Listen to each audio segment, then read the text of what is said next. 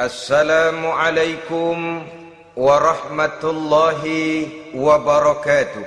Waalaikumsalam warahmatullahi wabarakatuh. Bismillahirrahmanirrahim. Alhamdulillahi rabbil alamin. Wal aqibatu lil muttaqin. Wala udwana illa 'alal zalimin. والصلاة والسلام على أشرف الأنبياء والمرسلين سيدنا ومولانا محمد وعلى آله وأصحابه المجاهدين الطاهرين أما بعد. Saudara-saudara kaum muslimin rahimakumullah. Salah satu kelebihan makhluk bernama manusia, yaitu bahwa Allah subhanahu wa ta'ala menghiasi hidup manusia ini dengan syahwat atau yang lazimnya kita sebut sebagai hawa nafsu. Inilah tenaga yang merupakan daya dorong yang melahirkan dinamika dalam kehidupan manusia, yang menyebabkan terus-menerus terjadinya perkembangan dalam sejarah peradaban dan kehidupan manusia. Hawa nafsu bisa melambungkan seseorang kepada puncak kejayaan, dan hawa nafsu dapat menenggelamkan seseorang ke dasar jurang kehancuran yang paling dalam. Pada surah Ali Imran ayat 14, Allah subhanahu wa ta'ala berfirman, A'udzu billahi minasyaitonir rajim. Zuyyina lin-nasi hubbus syahawati minan nisa'i wal banin wal qanatiril muqantarati minadh dhahabi wal fiddah wal khaylil musawwamati wal an'ami wal harth. Dzalika mata'ul hayatid dunya. Wallahu indahu husnul ma'ab.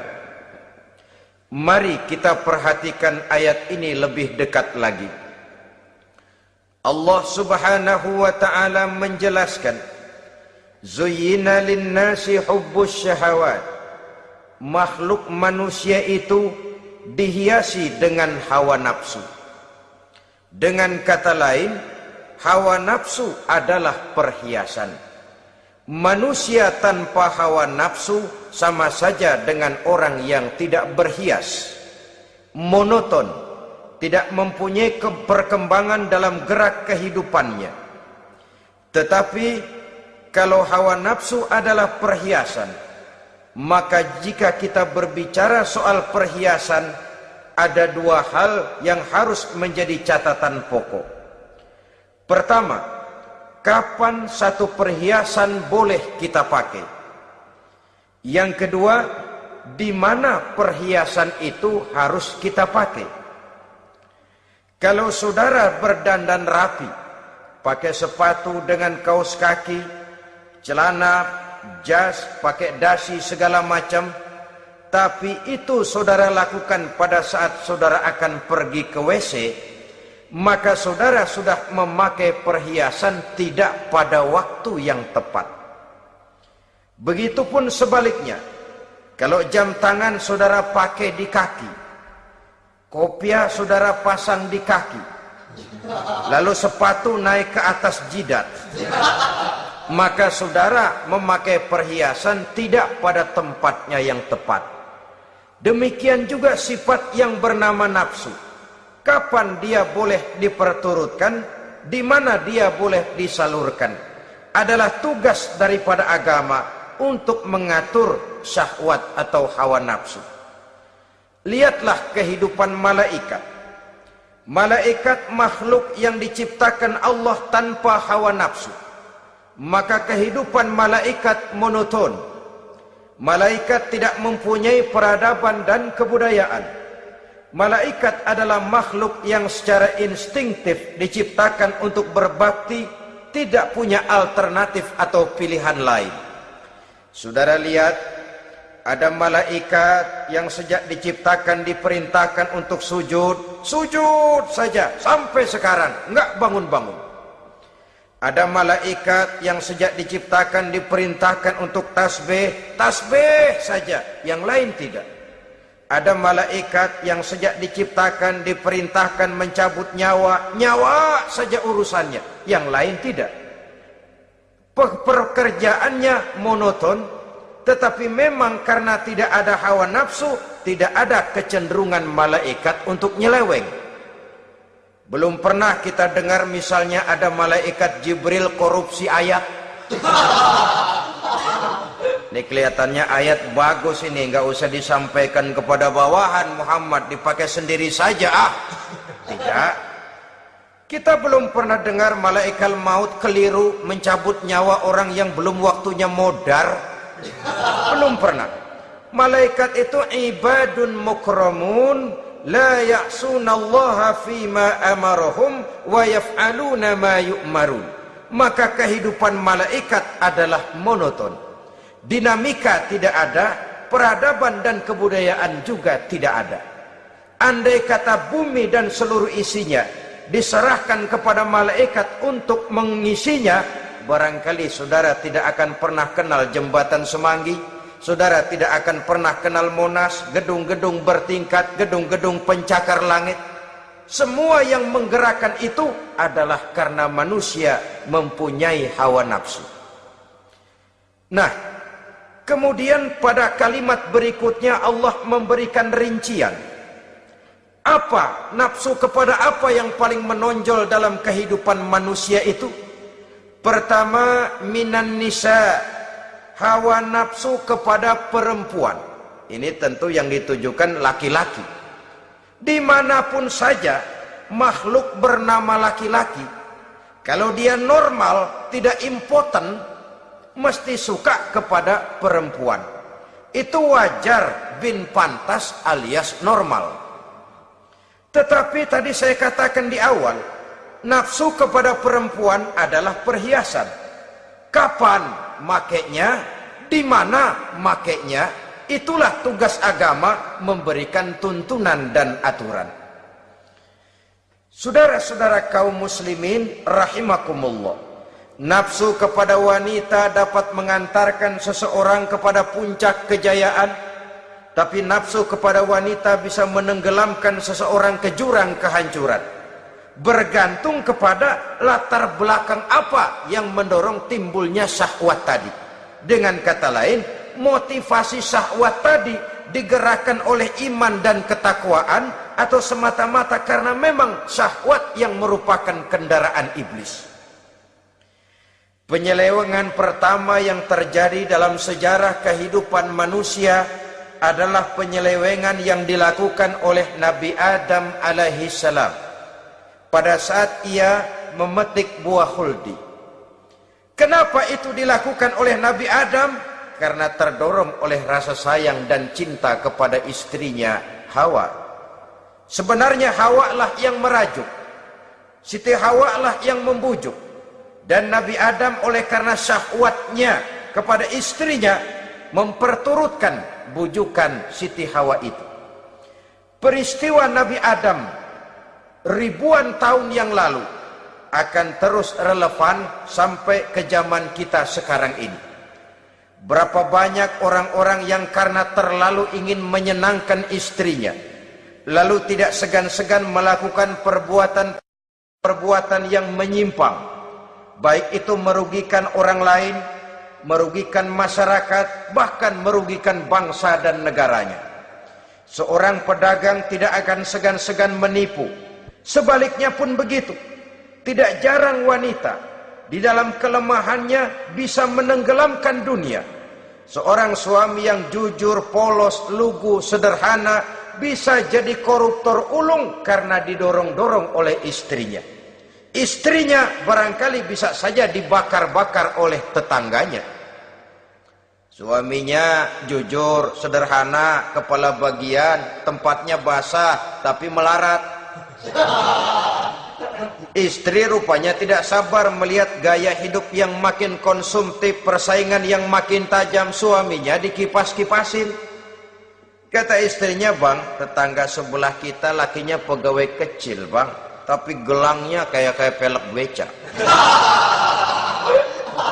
Abang ini kepala bagian tidak bisa membelikan saya macam itu, percumalah. Kata suaminya, ya bagaimana bu, gaji saya cuma segitu-gitunya. Ya namanya kepala bagian, apaan, kayak sabet dulu. Kalau sudah berpikir ke arah ini, artinya sudah ngipasi suaminya untuk melakukan tindakan yang tidak wajar. Saudara-saudara kaum muslimin rahimakumullah, sejak zaman klasik sampai kepada zaman kita sekarang ini, kita melihat kecenderungan syahwat kepada wanita ini. Julius Kaisar yang katanya gagah perkasa ternyata tunduk di bawah kaki Cleopatra.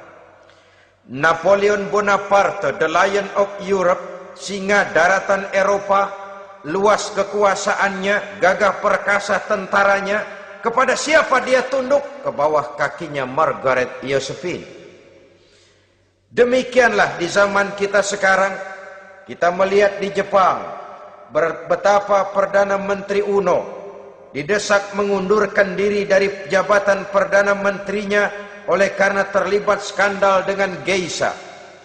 Kita juga melihat di Amerika betapa Senator Gary Hart dari Partai Demokrat yang masih muda, jenius, diharapkan masa depan Amerika lahir dari tangannya, terpaksa mengundurkan diri dari calon presiden oleh karena terlibat skandal dengan Donna Rice. Kita juga menyaksikan betapa parlemen dan kabinet di Inggris sempat geger oleh karena skandal Pamela Bordes, pelacur kelas kakap yang melanglang buana mencari sasaran-sasaran kakap. Ini adalah kisah kejatuhan yang diakibatkan oleh hubbus syahawat minan nisa. Oleh karenanya benar jika Nabi kita menyatakan an-nisa'u imadul bilad, wanita adalah tiang negara. Jikalau baik wanita, baik negara. Jikalau rusak wanita, hancur negara. Kalau syahwat kepada wanita cuma semata-mata karena syahwat, maka seorang laki-laki akan memandang wanita cuma sekedar alat pemuas hawa nafsu. Nilainya rendah. Sedangkan agama kita mengajarkan ma akraman nisaa illa karimun wa ma ahanan nisaa illa laimun, kata Nabi. Tidak akan menghormati kaum wanita kecuali orang-orang yang terhormat, dan tidak akan merendahkan derajat kaum wanita kecuali memang orang-orang yang rendah moralnya. Dengan kata lain, apabila syahwat minan nisa ini dilandasi dengan semangat iman dan ketakwaan, maka kehidupan Rasulullah sallallahu alaihi wasallam sungguh menjadi figur dan contoh dalam kehidupan kita. Perkawinannya bukan karena wajah yang cantik semata-mata, tapi lebih merupakan nilai ibadah kepada Allah Subhanahu wa taala. Dengan demikian, kecenderungan kepada hubbus syahawat minan nisa dikontrol oleh nilai iman. Barometernya, tolok ukurnya adalah iman. Di zaman sekarang banyak kasus kawin campur yang pada akhirnya akan membingungkan kita sendiri. Padahal Al-Quran secara jelas dan tegas memberikan bimbingan. Orang itu kalau sudah, kata Imam Syafi'i, wa ainur ridha an kulli aibin kalilatun kama anna aina suhti tubdil masawiya. Mata kalau dibalut cinta dia buta terhadap nista, tapi mata kalau dibalut benci hanya melihat yang keji-keji saja. Biasanya cinta kepada wanita memang bisa menimbulkan dorongan yang positif, tapi juga bisa membuat seseorang buta sama sekali. Dorongan yang positif paling kurang dari segi penampilan. Coba lihat lelaki kalau lagi demen perempuan, lenjeh banget kan. Sisiran rambutnya rapi, teriskaan bajunya lancip, sepatunya mengkilat, kantong celananya tebel, perkara anduk isinya bukan soal. Yang penting kan gaya. Lalu dinamis, kreativitasnya ada saja timbul. Tapi pada sisi lain, jikalau orang sudah kehilangan pertimbangan, juga kadang-kadang tidak segan-segan mengorbankan akidah, mengorbankan nilai-nilai iman. Padahal ini taruhan utama, sampai Quran dengan tegas memberikan peringatan. Wala ammatun mu'minatun khairun min musyrikatin walau a'jabatkum. Perempuan budak yang hitam legam, kalau beriman itu lebih baik untuk dinikahi daripada wanita cantik berkulit kuning langsat tapi musyrik. Lebih baik budak yang hitam legam beriman daripada wanita cantik berkulit kuning langsat berhati bangsat. Tapi kita kadang kehilangan pertimbangan. Karena agama, karena cinta agama digadaikan. Karena cinta akidah terjual. Karena cinta keyakinan jadi korban. Ini semua penyakit yang datang dari hubbus syahawat minan nisa. Kecenderungan mengumbar nafsu kepada perempuan. Ini memang perhiasan, tapi bisa juga jadi bumerang dalam kehidupan manusia. Berapa banyak penyelewengan terjadi karena pengaruh wanita yang tidak bisa jadi bisa. Ini pengaruh di dalam kehidupan memang sedemikian besarnya. Sehingga saudara-saudara kaum muslimin, inilah yang perlu dikendalikan dalam kehidupan, kapan dan di mana. Kalau nafsu adalah perhiasan, kapan dan di mana perhiasan itu harus kita pakai? Di mana dia harus kita tempatkan? Begitu juga yang menyangkut soal perempuan. Kapan? Ya kapan? Tentu kalau sudah nikah. Di mana? Yang jelas bukan di depan umum.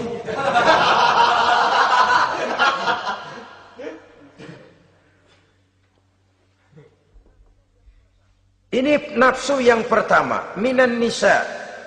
Yang kedua, wal banin. Dihiasi juga manusia dengan kecintaan kepada banin. Makna banin di sini al aulad, anak-anak laki. Kenapa disebut banin, anak-anak laki? Karena pertama, sering anak laki itu lebih jadi kebanggaan buat orang tuanya ketimbang anak perempuan. Sebabnya apa? Pertama, faktor nasab. Silsilah lebih kuat kepada laki-laki ketimbang perempuan. Yang kedua, faktor cita-cita. Orang tua kalau punya anak laki-laki, cita-citanya panjang. Nak, kau nanti jadi dokter ya. Nak, jadi insinyur ya. Nak, jadi pilot ya. Nak, jadi pengusaha ya. Nak, jadi presiden ya. Tapi kalau dia punya anak perempuan, paling, ya nak, mudah-mudahan nanti kamu dapat jodoh orang baik nak. Dapat jodoh orang soleh. Saudara-saudara, yang ketiga, anak perempuan itu kalau sudah berkeluarga biasanya pindah kepada lingkungan keluarga lain. Sehingga orang berkata, punya anak perempuan banyak sebenarnya seperti agen. Artinya ada yang mau bawa, kan begitu. Ada yang minta, ambil. Ada yang berminat, buntel. Paling dia nengokin orang tuanya ya lebaran. Ya syukur kalau sebulan sekali atau seminggu sekali. Tapi minimnya kan lebaran. Dengan demikian dari garis nasab ini lebih kuat al-banin ketimbang al-banat. Manusia dihiasi dengan kecintaan kepada anak-anak. Sering karena terlalu cinta kepada anak, kita menjerumuskan anak. Terlalu sayang kepada anak, segala maunya kita perturutkan tanpa kendali dan kendala. Akhirnya sifat yang demikian itu malah mendorong anak untuk manja, tidak percaya kepada kemampuan yang dimilikinya, selalu mengandalkan kepada kebesaran, kemampuan daripada orang-orang yang dibanggakannya itu, dan dalam kondisi demikian kedewasaan dan tanggung jawabnya akan lambat berkembang.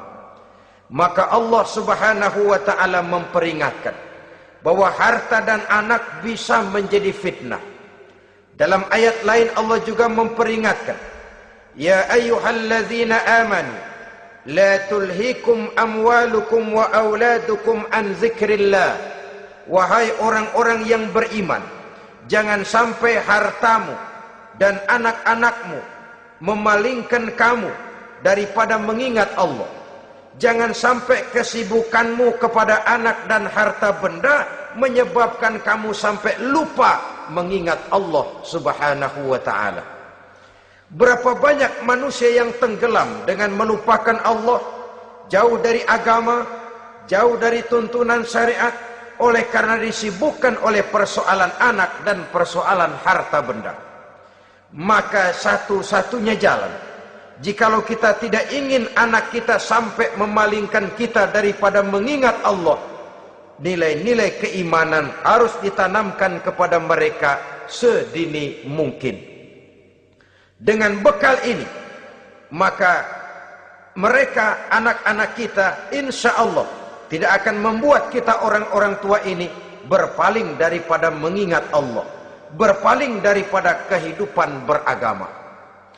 Memang karena anaklah kita orang tua peras keringat banting tulang, pergi pagi pulang sore cari nafkah. Karena anaklah kita orang tua kepala jadi kaki, kaki jadi kepala. Asal mereka bisa menikmati hari depan yang lebih baik dari yang kita nikmati sekarang ini. Tapi berapa banyak juga orang-orang tua yang tidak sadar akan amanah berupa anak ini.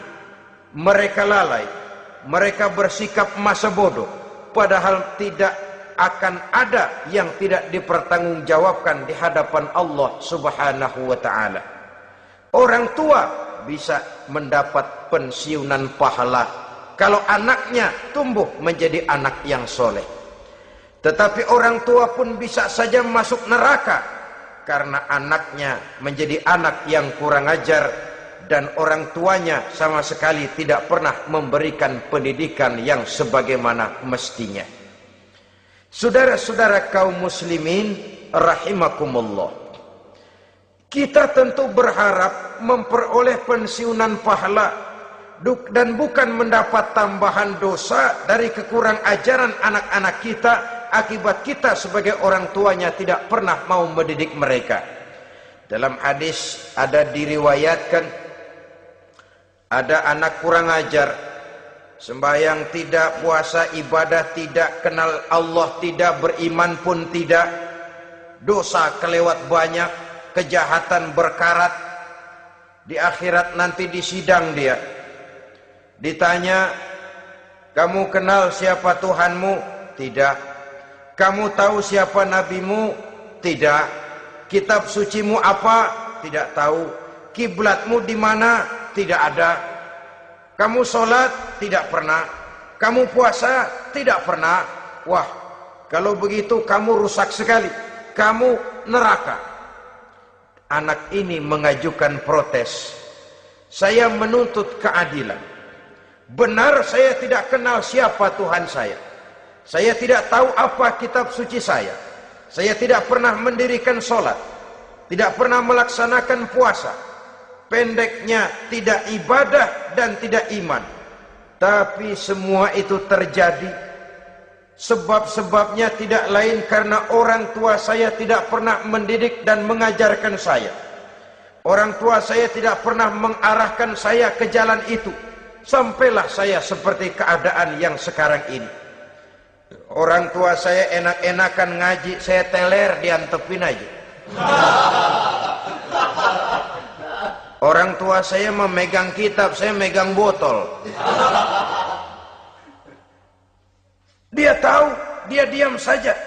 Dia tahu dan dia tidak memberikan peringatan. Karena orang tua saya lah, maka saya jadi seperti sekarang ini.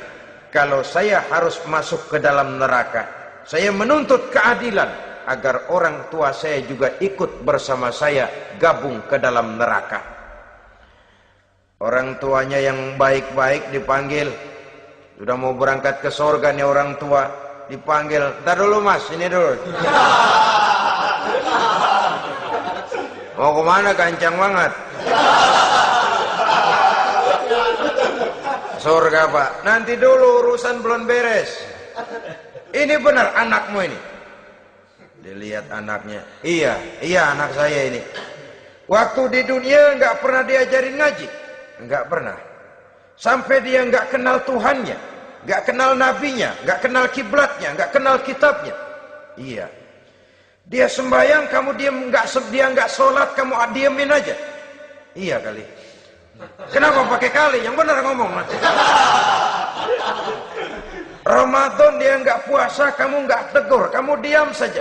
Iya. Wah, kamu nggak tanggung jawab. Kamu tahu anak itu adalah amanah. Menyia-nyiakan amanah adalah khianat. Khianat adalah dosa besar. Jadi bagaimana saya? Ya kamu gabung sama anakmu, join ke neraka berdua bareng. Lantaran kamu tidak mau mendidik mereka, anak-anakmu, maka jadilah anak-anakmu seperti sekarang ini. Saudara-saudara kaum muslimin rahimakumullah. Sebaliknya, jikalau anak-anak kita yang kita cintai ini, yang merupakan buah hati belahan jantung, tumbuh dan berkembang menjadi anak-anak yang soleh, yang bermanfaat bagi masyarakatnya, bagi agama, bangsa dan negaranya, kita orang tuanya bolehlah tentram menerima pensiunan pahala. Menerima pensiunan pahala dari kesolehan anak yang ditinggalkannya. Alangkah nikmatnya mendapat pensiunan pahala. Terbaring kita di bawah pohon kemboja, nilai kebaikan kita dikenal orang, nama kita akan tetap hidup. Oleh karena kita meninggalkan anak-anak yang tumbuh menjadi generasi yang soleh, bukan anak yang salah. Oleh karenanya, kecintaan kepada anak jangan sampai membuat kita lalai dari mengarahkan mereka kepada kehidupan beragama. Di zaman sekarang ini, kecenderungan kita mengarahkan anak pun sudah kepada kecenderungan yang berbau materialistis. Maka yang ramai bagaimana anak bisa mengejar program MBA, Master of Business Administration, supaya keluar bisa jadi manajer. Bagaimana anak lalu kursus komputer, supaya keluar menjadi tenaga yang canggih di bidang komputer. Ya, kalau dia perempuan cantik, bagaimana dia bisa masuk Akademi Sekretaris and Management supaya bisa jadi sekretaris?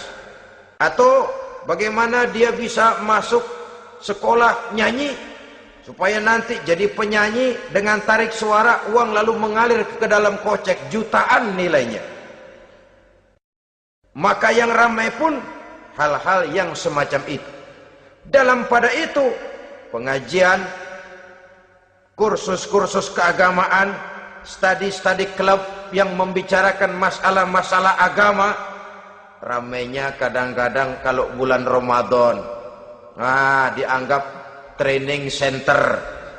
Ya lumayan, daripada tidak sama sekali mah lumayan. Tapi dengan demikian ini kan merupakan bagian terpokok dari kehidupan manusia. Alangkah idealnya jika dia mengantongi gelar MBA, Master of Business Administration, tapi punya nilai iman yang tangguh, ahli komputer tapi punya keyakinan beragama yang mantap. Saudara-saudara kaum muslimin rahimakumullah, kecintaan kepada anak-anak sering mendorong seseorang untuk menimbulkan sifat nepotisme. Segalanya serba garis keturunan. Sejak ia jalur birokrasi sampai ke dalam kehidupan sehari-hari, nepotisme ini bisa terlihat. Orang kehilangan kondisi objektivitasnya. Mampu atau tidak soal lain. Bidangnya atau tidak bukan soal. Yang penting masih ada hubungan keturunan. maka timbullah tumpang tindih untuk sesuatu pekerjaan yang tidak sesuai dengan kemampuan dan keahliannya. Di desa-desa kita melihat masjid, ketua masjid bapaknya, bendahara anaknya, sekretaris mantunya, Bilal besannya, kolbeduk engkongnya. Pokoknya asal masih ada garis keturunan, masuk, tidak, minggir. Ini pada akhirnya kurang menciptakan pemerataan kesempatan. Iyalah kalau profesinya, tapi kan jarang yang demikian itu. Kita boleh cinta kepada anak-anak kita, tapi jangan lalu mempergunakan posisi yang kebetulan kita gunakan untuk menempatkan anak-anak kita lebih dari kemampuan yang mereka miliki. Nepotisme yang lahir, sehingga ini bukan saja tidak mendidik, tapi mengakibatkan terjadinya tumpang tindih. Tidak lagi berprinsip the right man on the right job, bahwa orang harus ditempatkan sesuai dengan keahliannya, tapi kita sudah berpikir subjektif, ahli atau tidak ahli, asal masih berbau keturunan, ayo silahkan. Nepotisme yang akan lahir. Oleh karenanya, mencintai anak adalah sesuatu yang merupakan perhiasan di dalam kehidupan. Wajar, tetapi harus kita menempatkannya sesuai dengan semestinya. Ini yang kedua. Yang ketiga, nafsu yang menghiasi hidup manusia itu adalah nafsu kepada wal qanatiril muqantarati minadz zahabi wal fiddah. Al-qantarah ay al-malul katsir.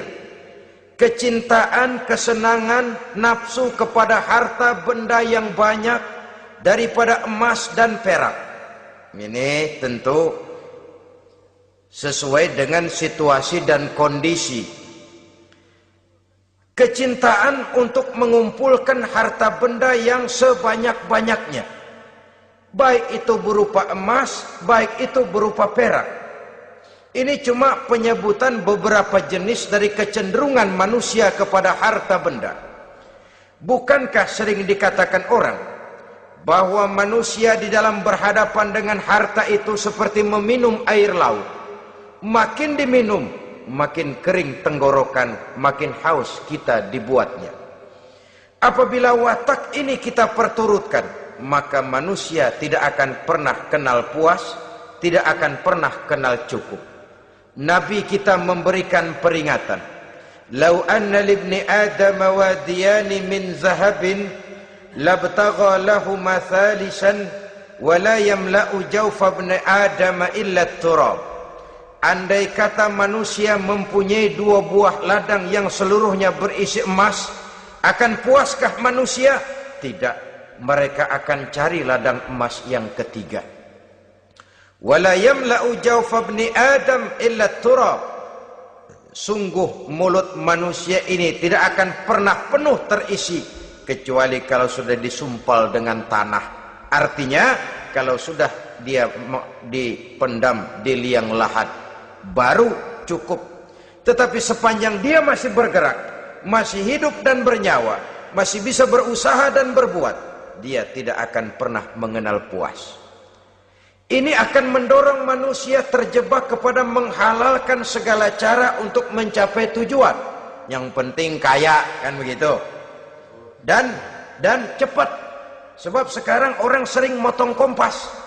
Yang penting kan cepat kaya. Soal cara, kalau jujur aja mah, sampai kapan mau kaya? Perkara itu renten, bukan soal. Perkara itu judi, tidak jadi masalah. Perkara itu korupsi, menyangkut hak orang banyak, bukan soal. Yang penting cepat kaya. Dan anehnya lagi, tidak malu menumpuk kekayaan dengan cara yang tidak wajar. Ya kan orang hidup bermasyarakat tuh bisa dianalisa tuh. Emang usahanya apa sih? Gajinya sebulan berapa sih? Kok bisa gitu-gitu bener sih? Dari mana sih? Secara langsung orang tidak berani bertanya, tapi dari mulut ke mulut akhirnya tersebar jadi rahasia umum. Si Ano kan punya ano, dia ano, anonya seano.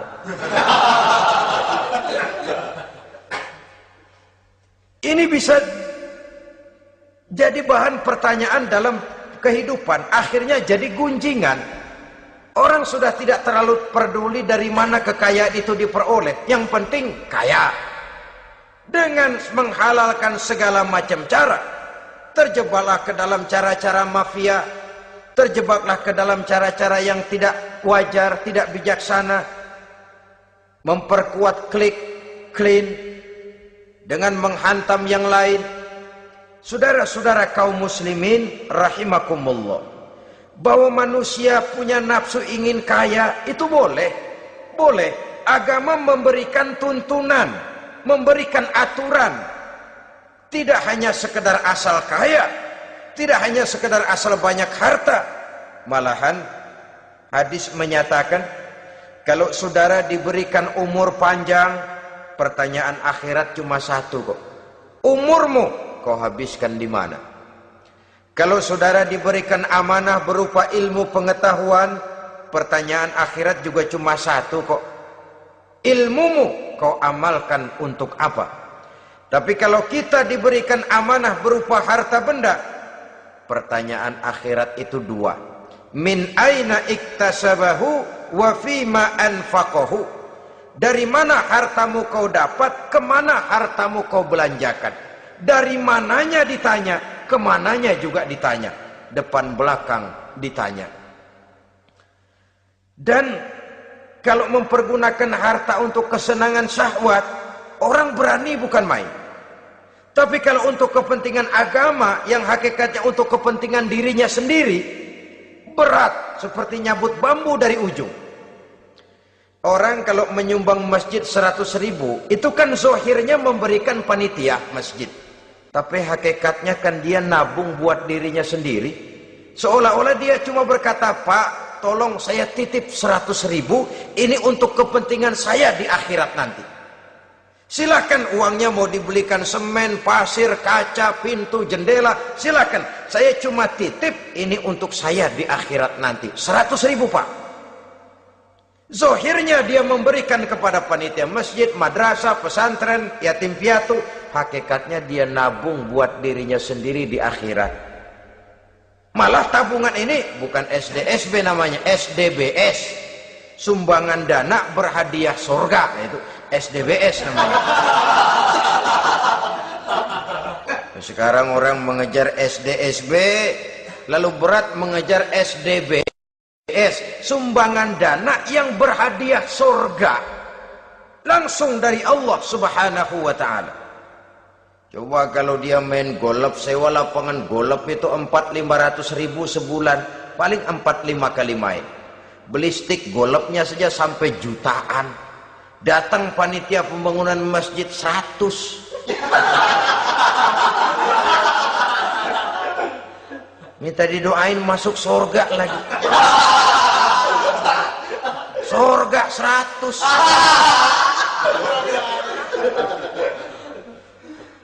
Saudara-saudara kaum muslimin rahimakumullah, kecintaan kepada harta benda yang banyak, baik berupa emas, berupa perak, mendorong orang untuk berlomba-lomba yang Allah peringatkan dalam Al-Quran, alhaakumut takatsur hatta zurtumul maqabir.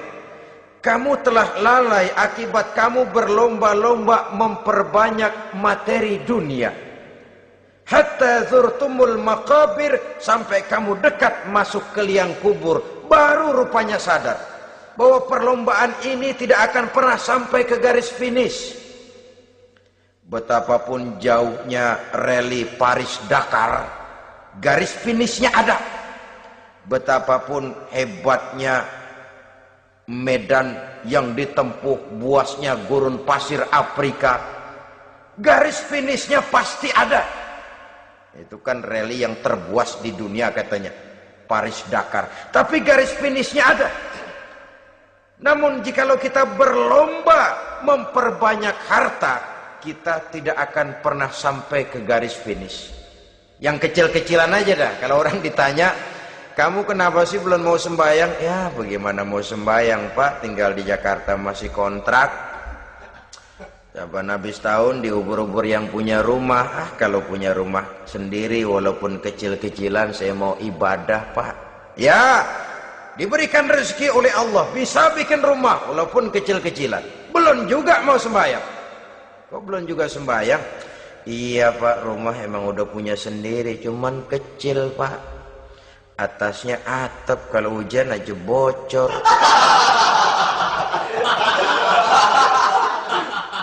Kalau bisa bikin rumah yang permanen Pak, tenang, saya ibadah, sembahyang saya rajin. Iyalah, diberikan rezeki bisa bikin rumah permanen, bagus rumahnya. Lain lagi, iya, rumah sudah permanen, tembok, ubin, cuman isinya belum ada Pak, perabotannya. Duh. Kalau punya peralatan rumah tangga yang memadai, tenang, saya ibadah. Diberikan juga rezeki bisa beli perabotan rumah tangga yang lumayan. Di atas tehelnya sudah pakai karpet, mebelnya spaghetti, tempat tidurnya alga spring bed dan low pillow, ada kulkas, ada TV, di sebelah TV ada kunci mobil. Kuncinya mobilnya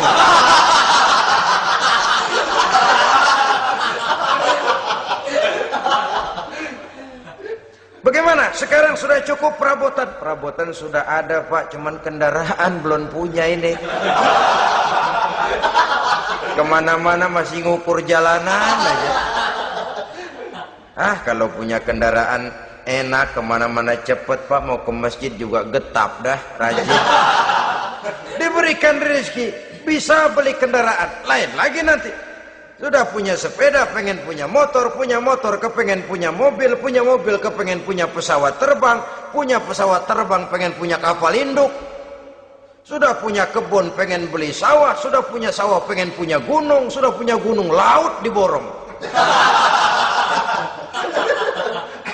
Perlombaan materi tidak akan pernah membawa kita ke garis finish, karena sifatnya sangat abstrak, bahkan akan mendorong kita seperti gurita, cenderung kepada penyakit tamak bin rakus alias serakah. Dengan demikian saudara-saudara, bahwa kecintaan kepada harta merupakan nafsu, dan nafsu itu adalah perhiasan, dia bisa menjadi daya dorong positif. Kalau dalam upaya memperoleh harta itu kita tidak akan keluar dari tujuan keridhaan Allah. Saya cari nafkah, tapi yang Allah ridho. Saya ingin kaya, tapi dengan cara yang Allah ridho. Ini kunci yang akan menyelamatkan kita manusia dari perangkap menghalalkan segala cara. Ini yang ketiga. Yang keempat, dihiasi manusia itu dengan nafsu kepada wal khailil musawwamah, kuda yang bagus, kendaraan yang bagus, kuda yang terpelihara. Al-musawwamah ada yang mentafsirkan ar-ra'iyah. Ar-ra'iyah itu yang digembalai, binatang ternak, kuda yang digembalai atau kuda yang diikat. Artinya, kalau dulu kan yang namanya tuan-tuan tanah itu baru dibilang bejeger kalau kemana-mana naik kuda. Jet set zaman dulu itu udah kelompok jet set, itu kendaraan. Kalau sekarang baby benda, dulu mah kuda band.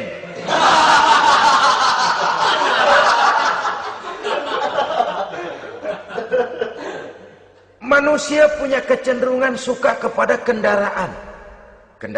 Apalagi di zaman sekarang ini, wah, iklan-iklan itu kan sangat menggoda kita, melayani segala macam bentuk penjualan. Nah, ini lalu terangsang biar duit cekak. Kalau udah ngebaca itu, wah, berani banget dah. Tahu duit nggak mungkin cukup, tapi begitu baca melayani segala macam bentuk penjualan dengan fasilitas ringan. Nah, jadi dah. Jadi juga punya mobil, jadi dah. Perkara utang itu bakal nyekek leher, bukan soal.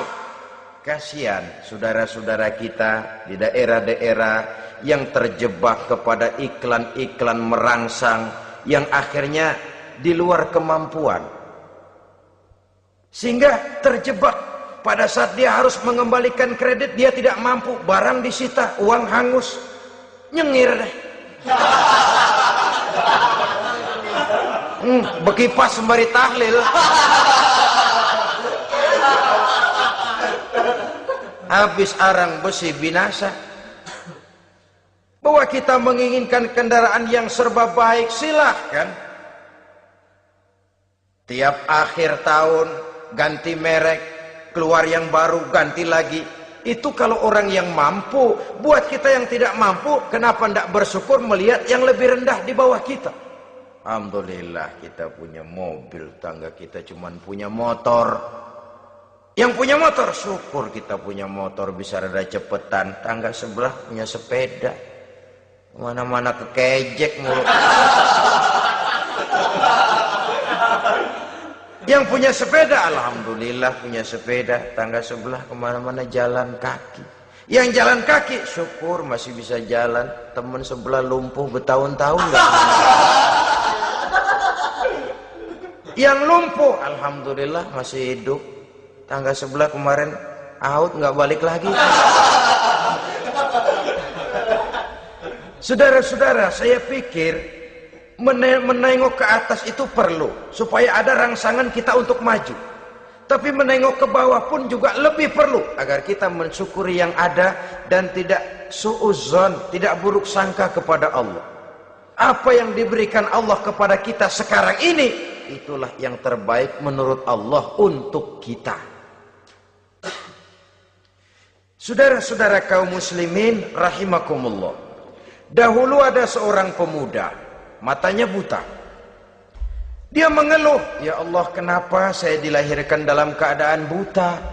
Apa dosa saya? Apa salah saya? Andai kata saya tidak buta, saya melihat keindahan alam ini, saya lebih akan bersyukur kepadamu ya Allah." Nah, sudah, dia berburuk sangka kepada Allah. Satu hari, ini Raja Baduy di pedalaman mengerahkan tentaranya menculik anak-anak muda. Ini Raja Baduy ini kanibal, artinya suka makan daging manusia. Anak-anak muda ini diculik. Yang masih muda-muda ya, kalau kambing muda itu kan di sop rada sedap. Rupanya ini Raja kanibal ini begitu. Anak-anak muda termasuk ya pemuda yang buta tadi itu kena culik. Ya sudah diculik, rawatlah di istana raja ini, diberikan pakaian bagus, dikasih makan serba enak. Sebab apa? Supaya badannya gemuk. Setelah gemuk nanti dipotong di sop legit. Udah, kerjanya cuma makan tidur, fasilitas nikmat, tidur enak. Udah giliran dapat 1 bulan 2 bulan kemudian, ketika mau diambil anak-anak muda ini, raja sendiri yang milih mana yang disop duluan nih. Sampai giliran anak muda yang buta ini, raja geleng kepala. Yang begini mah buta, dagingnya nggak enak. Ini satu lepas aja, lepas. Saya mau makan daging orang buta, lepas aja. Pulang ini anak muda, batinnya bersyukur, sujud syukur, ya Allah, katanya untung saya buta. Coba kalau saya nggak buta udah habis saya disop. 2 bulan yang lalu dia mengeluh, ya Allah kenapa saya dilahirkan dalam keadaan buta. Sekarang dalam pulang ke rumah, perjalanan menuju ke rumah, dia berkata, alhamdulillah, andai kata saya tidak buta, habis badan saya disop oleh raja yang kanibal tadi itu. Saudara-saudara kaum muslimin rahimakumullah. Jadi dengan demikian pola hidup yang konsumtif sesungguhnya sangat tidak mendidik apabila dilatar belakangi oleh kemampuan yang tidak menunjang. Dengan demikian setidaknya mendidik orang untuk berkhayal. Anak-anak muda sama merek mobil ngerti banget dah, punya kagak?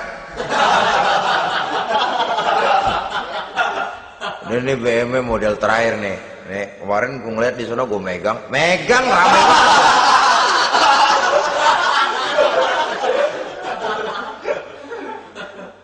Tulul amal ini kalau tidak diimbangi dengan saluran yang positif, dia akan terjebak kepada penyakit tulul amal, panjang angan-angan. Baiklah ya, wal khailil musawwamah.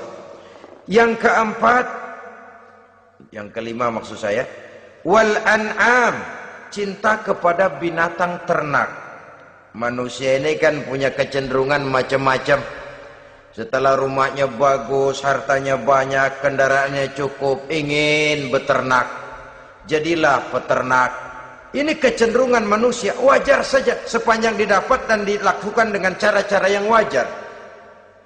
Wal hars, dan tumbuh-tumbuhan, bertani, bersawah, berladang, itu merupakan kecenderungan daripada manusia. Keseluruhan itu kata Allah, kecintaan kepada wanita, kepada anak, kepada harta benda, kepada kendaraan, kepada binatang ternak, kepada tumbuh-tumbuhan, zalika, semua itu mata'ul hayatid dunya, merupakan kesenangan hidup dunia. Berapa lama kesenangan hidup dunia? Sebentar, seumur manusia. Seumur manusia. Bahkan kadang-kadang pada saat dia masih hidup pun orang tidak sepenuhnya sempat menikmati kesenangan hidup dunia. Apabila ajal datang, selesailah kehidupan dunia sampai di situ. Orang-orang kafir, buat mereka surganya di dunia ini. Bila kehidupan di dunia selesai, selesailah sudah surganya sampai di situ. Kesemua itu janji kata Allah merupakan kesenangan daripada kehidupan di dunia. Wallahu indahu husnul ma'ab, dan Allah mempunyai tempat kembali yang sangat baik. Nah, setelah Allah menjelaskan semua itu, pada ayat yang ke-15 Allah memberikan jalan keluarnya.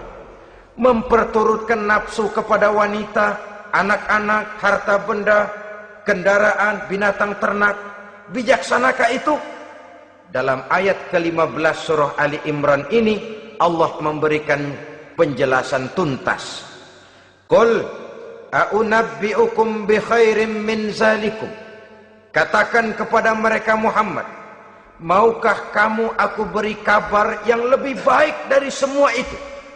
Lebih baik daripada kesenanganmu kepada wanita, kepada anak-anak, kepada harta benda, kepada kendaraan dan sebagainya. Mau kamu aku beritahu yang lebih baik daripada semua itu? Jawaban tentu mau. Kalimatnya bukan ukhbirukum, a'unabbi'ukum. An-naba itu berita yang besar. Lain dengan al-khabar, itu berita biasa saja. An-naba, sehingga pembawa berita disebut nabi. Dari naba, yanbi, pembawa berita yang benar. A'unabbi'ukum, maukah kau aku tunjukkan kepada satu berita yang benar-benar besar dan benar-benar lebih baik dari yang semua disebutkan tadi. Apa jalan keluarnya? Lillazina taqaw 'inda rabbihim jannatun tajri min tahtihal anhar. Bagi orang-orang yang bertakwa kepada Allah, mereka akan mendapatkan surga yang di bawahnya mengalir sungai. Khalidina fiha, mereka akan kekal di dalamnya. Wa azwajun mutahharah, dan mereka mendapat istri-istri yang suci. Waridwanum minallah, dan keridhaan daripada Allah subhanahu wa ta'ala. Kalau kamu hai orang-orang yang beriman, kalau kamu hai manusia menyangka bahwa nafsu kepada wanita, anak-anak, mengumpulkan harta benda, kendaraan yang menarik, binatang ternak dan tumbuh-tumbuhan itulah yang lebih baik untuk kesenangan dunia, memang itu kesenangan dunia. Tapi nih, seolah-olah kata Allah, nih saya kasih tahu kamu, aku beritahu yang lebih baik dari semua itu. Apa? Takwa kepada Allah.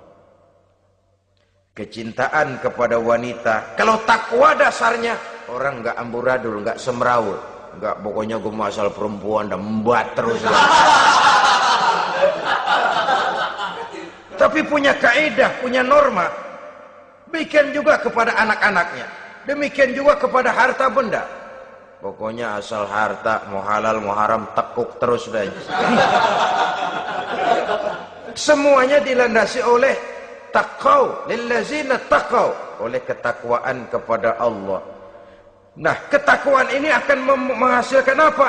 Inda rabbihim jannatun tajri min tahtihal anhar. Melahirkan, menghasilkan surga yang di bawahnya mengalir sungai-sungai. Saudara-saudara kaum muslimin rahimakumullah, jika kita menyangka bahwa wanita bisa memberikan kesenangan, iya, kesenangan dunia. Jika kita menyangka bahwa harta benda bisa memberikan kesenangan, iya, kesenangan dunia. Jika kita menyangka bahwa kendaraan bisa memberikan kesenangan, iya, kesenangan dunia. Tapi kita tidak cuma ingin itu, kita ingin itu semua juga bisa membawa kesenangan akhirat. Caranya landasi dengan takwa. Kesenangan kepada wanita didasari dengan takwa. Maka jangan jadikan wanita cuma sekedar alat pemuas hawa nafsu. Kesenangan kepada anak-anak dilandasi dengan takwa. Maka anak-anak diarahkan kepada jalan yang diridhoi Allah. Kesenangan kepada kendaraan dilandasi dengan takwa, maka kendaraannya selalu mengarah berjalan menuju jalan takwa, diridhoi oleh Allah Subhanahu wa taala. Kalau tidak, tuh mobil asal lempengan Ancol gancang banget dah. Tapi giliran dihadapin ke masjid, mogok melulu mobil. Urusan ngaji ada aja halangannya tuh kendaraan. Tapi kalau untuk urusan maksiat, ngebut benar-benar. Dilandasi dengan ketakwaan. Sehingga dengan demikian, tidak hanya sekedar surga di dunia ini, tapi lebih-lebih di surga di akhirat nanti. Khalidina fiha, kekal. Kalau dunia ini kan zillun zail, bayangan. Hari ini kita jaya, besok kita bangkrut. Siapa yang mau menghalangi? Hari ini kita melambung, besok kita nyungsep. Siapa yang bisa menarik? Tidak kekal, berubah, temporer, relatif. Di sana kebahagiaan yang dilandasi dengan takwa ini sudah surga, kekal di dalamnya, azwajun mutahharah. Mendapat istri-istri yang suci. Suci dalam arti belum pernah dijamah orang lain. Suci dalam arti tidak pernah terkena halangan. Seperti men misalnya, baik menstruasi atau mencret, itu tidak. Azwajun mutahharah. Konon makna mutahharah ini ya artinya juga bisa selalu gadis, bidadari itu, selalu perawan, tidak pernah janda, walaupun tiap hari dipakai, perawan terus. Dan yang lebih penting, waridwanum minallah, mendapat ridho dari Allah Subhanahu wa taala. Jadi hawa nafsu dengan motivasi takwa, itulah sesungguhnya yang dikehendaki oleh Ali Imran ayat 14 dan 15. Dengan demikian, manusia dengan ketakwaannya mengendalikan hawa nafsu dan bukan malah dikendalikan oleh hawa nafsunya. Sehingga dengan demikian seluruh fasilitas yang dimilikinya, baik itu berupa istri, anak, kendaraan, binatang ternak, harta benda, tanam-tanaman, seluruhnya semakin meningkatkan ketakwaannya kepada Allah Subhanahu wa taala. Mudah-mudahan kita bisa mencapai tingkat ini di mana kita hidup mampu dan sanggup mengendalikan nafsu, bukan malah dikendalikan oleh hawa nafsu. Terima kasih dan mohon maaf. Wassalamualaikum warahmatullahi wabarakatuh. Waalaikumsalam warahmatullahi wabarakatuh.